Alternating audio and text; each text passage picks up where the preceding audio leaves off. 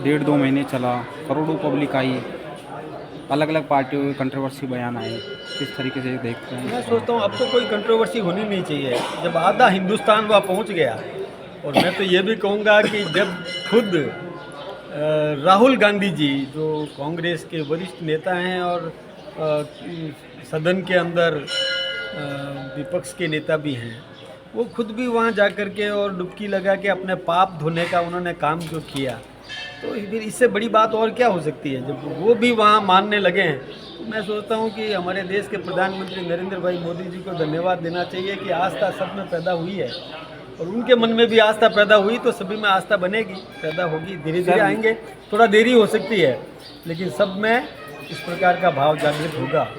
हमारी राष्ट्रीय धरोहर के प्रति त्रिवेणी संगम है, वहाँ गंगा यमुना सरस्वती का त्रिवेणी संगम है, वहाँ जाकर के और डुबकी लगा करके और अपने आप को सौभाग्यशाली मानते हैं, तो ये प्रेरणा और लोगों में भी जागृत होगी। सर, जिस तरीके से पक्ष और विपक्ष में जिस तरीके से विधानसभा में जो देखने को मिल रहा है, अध्यक्ष जी कल भावुक हो गए और विपक्ष के ऊपर आरोप लगा रहे हैं। विपक्ष के नेता हैं गोविंद सिंह डोटासरा, जो प्रदेश अध्यक्ष हैं कांग्रेस के, वो लगातार बाहर धरना प्रदर्शन बयानबाजी, इस तरीके से देखते हैं सर ये सारी चीज़ों को?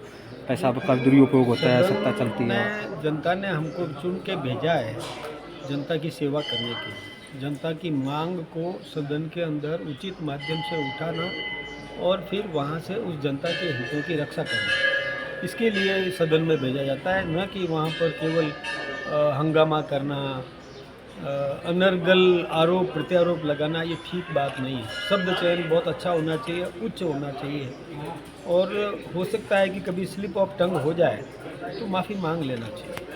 तो एक राष्ट्रीय पार्टी के और प्रदेश के अध्यक्ष डोटासरा जी, उनसे कुछ गलतियां हुई है, शब्द चयन में त्रुटि हुई है, आसन के प्रति उचित शब्द प्रयोग नहीं किए, अनुचित प्रयोग किए, तो उनको माफ़ी मांगना चाहिए। कल दूसरा, जब वो आसन के चैम्बर में जाकर के माफ़ी मांग सकते हैं और ये वादा करते हैं कि मैं सदन में माफ़ी मांगूंगा, और उसके बाद सदन आहूत होता है, तो उनको वही प्रक्रिया अपनाना चाहिए।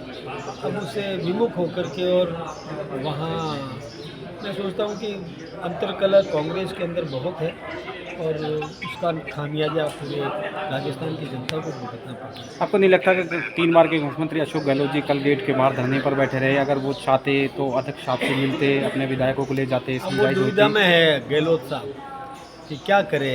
एक तो उनका परम शिष्य वो माफ़ी मांगने के लिए नाटक कर रहा है, और दूसरी तरफ वो मनाने की कोशिश करे थे। कहा तो उन्होंने यही है कि सदन का और आसन का सम्मान सबको करना चाहिए, लेकिन वो भी अपने शिष्य को क्लियर नहीं कह पाए, क्लियर निर्देश देना चाहिए। या उनके मन में ये भय था कि ये मानेगा ही नहीं, अब तो अध्यक्ष है और अब मैं कुछ नहीं हूँ, तो ऐसा सोच करके और उन्होंने क्लियर नहीं कहा। सर, आपने दूसरी बार पदभार ग्रहण किया है, नई टीम आपकी अब कब तक देखने को मिलेगी? किस तरीके से जल्दी तैयारी प्रक्रिया में है, वो जल्दी बन जाएगी। कुछ पुरानों का उपयोग भी होगा, कुछ नए भी जुड़ेंगे, ये सब चला है प्रक्रिया।